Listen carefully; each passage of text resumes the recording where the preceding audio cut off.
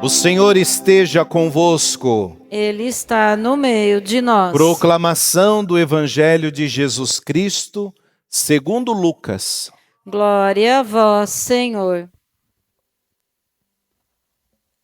Naquele tempo, disse Jesus a seus discípulos: Não tenhais medo, pequenino rebanho, pois foi do agrado do Pai dar a vós o reino. Vendei vossos bens e dai esmola. Fazei bolsas que não se estraguem, um tesouro no céu que não se acabe. Ali o ladrão não chega, nem a traça corrói. Porque onde está o vosso tesouro, aí estará também o vosso coração. Que vossos rins estejam cingidos e as lâmpadas acesas. Sede como homens que estão esperando o seu Senhor voltar de uma festa de casamento, para lhe abrirem imediatamente a porta, logo que ele chegar e bater. Felizes os empregados que o Senhor encontrar acordados quando chegar. Em verdade eu vos digo, ele mesmo vai cingir-se, fazê-los sentar-se à mesa, e passando os servirá. E caso ele chegue à meia-noite ou às 3 da madrugada, felizes serão, se assim os encontrar. Mas ficai certos, se o dono da casa soubesse a hora em que o ladrão iria chegar, não deixaria que arrombasse a sua casa. Vós também ficai preparados, porque o Filho do Homem vai chegar na hora em que menos o esperardes. Então Pedro disse: Senhor, tu contas esta parábola para nós ou para todos? E o Senhor respondeu: Quem é o administrador fiel e prudente que o Senhor vai pôr à frente do pessoal de sua casa para dar comida a todos na hora certa? Feliz o empregado que o patrão, ao chegar, encontrar agindo assim. Em verdade eu vos digo, o Senhor lhe confiará a administração de todos os seus bens.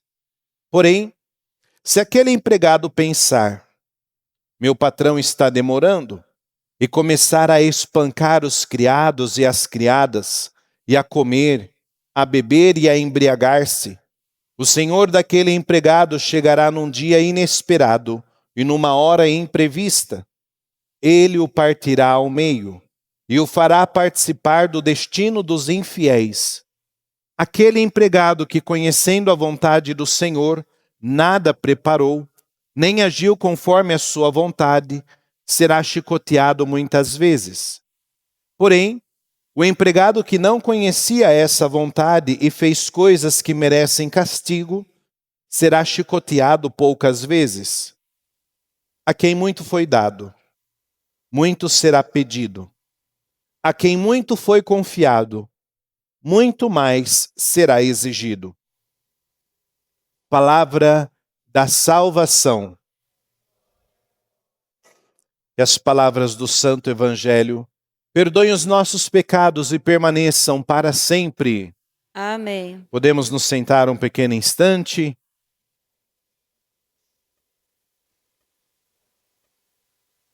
Queridos irmãos, queridas irmãs, celebramos essa Semana Nacional da Família, o Dia dos Pais, o mês do nosso padroeiro.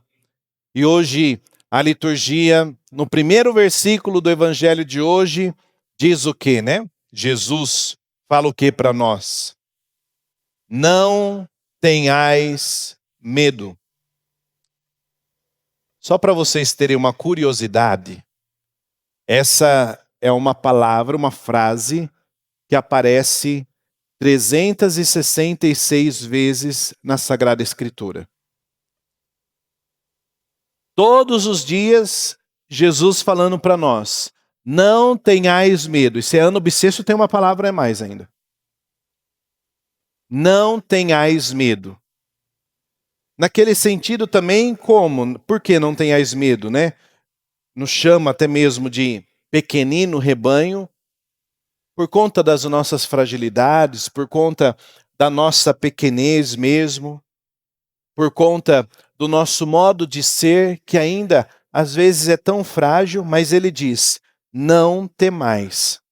E esse não temais, o Evangelho ali vai até mesmo dando prosseguimento a essa palavra, porque o Pai, aquele que está no céu, já nos deu aquilo que é necessário. E o que é necessário a nós? O que ele nos deu? O reino. Tá, mas o que isso significa? Que o Pai nos deu o reino.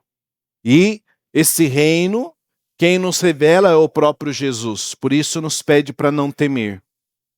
Isso significa que nós estamos sob o cuidado do Pai.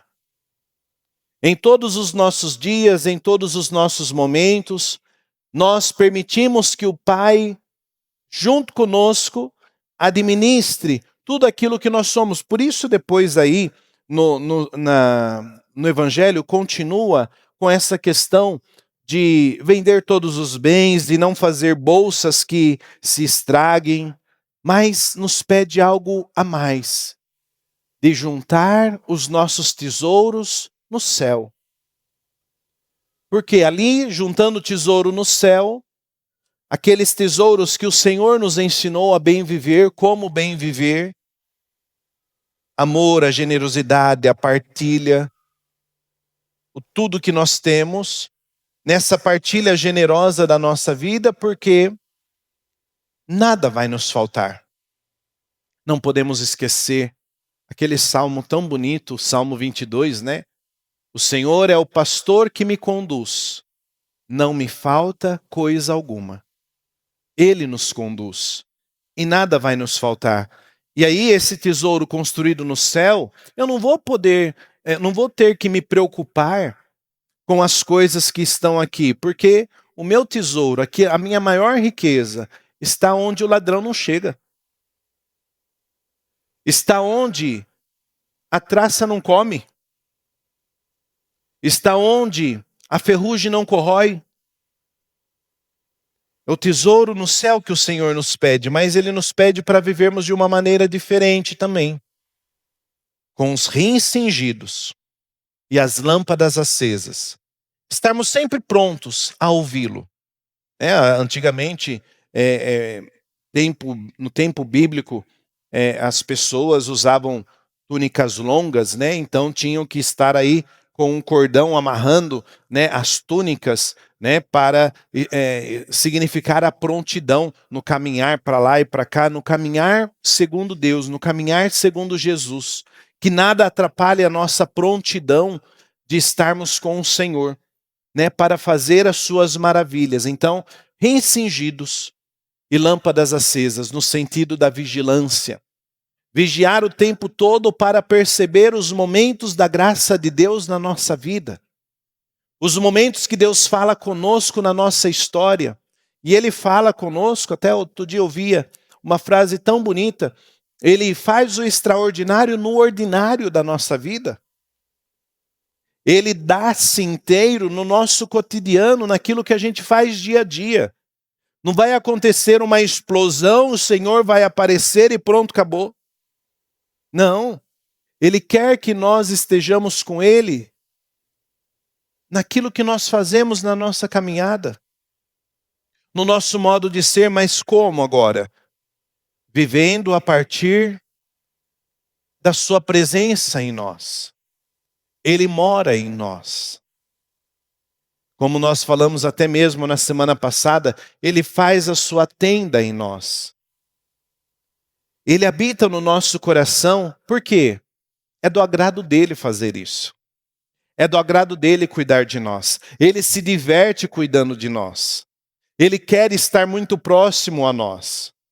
E é por isso que a nossa vivência é uma vivência que ele nos mostra que temos que dar, que partilhar, de viver mais esse amor intenso que Jesus viveu. É olharmos para a vida de Jesus e vermos o quanto ele viveu e como ele viveu para nós vivermos também. Às vezes a gente vê algumas pessoas, até mesmo seguindo tantas outras no modo de viver, no modo de se expressar, mas para nós, o grande influencer que nós temos na vida é Jesus. É aquele que nós não podemos perder o nosso olhar. E ali, da maneira como ele viveu, nós também colocarmos-nos nesse segmento de discipulado para viver como ele viveu. E é interessante que a maneira como ele viveu, muitos não vão compreender.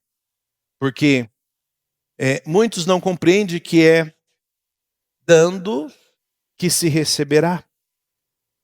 Muitos não compreendem que é no cuidado com os outros que nós vamos ganhar mais. Vamos nos enriquecer cada vez mais. Aqueles que até mesmo não conseguem compreender essa lógica de Deus, são aqueles que vivem correndo, não sabe para onde. Ansiedade tomando conta da vida, a pessoa vivendo com aflição, com angústia no coração, mas aquele que confia nesse Senhor não precisa ter isso. Por quê? O meu tesouro está no céu. É essa confiança que nós temos que, cada dia mais, o Senhor nos pede para acreditar nele. Por isso, não ter medo dele. Não ter medo do mundo. Por isso, meu irmão, minha irmã, permita que esse Senhor tire do seu coração toda insegurança, mas coloque-se nele. Permita que ele te toque. Deixa ele remover, até mesmo aí do seu coração, todo tipo de medo, todo tipo de angústia. Porque quando o Senhor nos move, ele nos move para além. E aí que ele quer que nós tenhamos essa esperança de dias bonitos sempre. Por isso que conta até mesmo essas parábolas aqui no Evangelho. A alegria da volta do Senhor e de nos encontrarmos vigilantes, de nos encontrarmos alegres, porque chegou aquele que me propôs um modo de vida novo e nós estamos vivendo aquele modo de vida novo. Mas também o contrário acontece.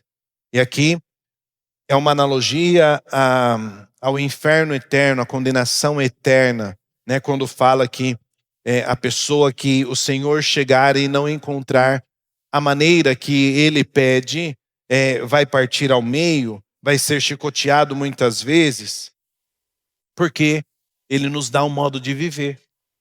E quando eu não busco esse modo de viver, aí vem a condenação eterna. Mas essa condenação eterna, e até mesmo, melhor dizendo, esse modo de viver que o Senhor nos pede, não é algo impositivo, mas Ele quer que nós escolhamos o caminho de vida, o caminho do cuidado, o caminho do zelo, o caminho da ternura, o caminho de olhar tudo e todos com o olhar dele, que é um olhar que eleva o outro. Por isso que ele fala da partilha também no Evangelho de hoje. Aqui a gente tem uma prova, né, nos pés da nossa cruz, o quanto vocês têm partilhado já, mas o Senhor nos pede que nós deixemos também aqueles valores bonitos que nós temos, não só o material, porque isso aqui, se a gente deixar assim, estraga, mas os tesouros no céu permanecem.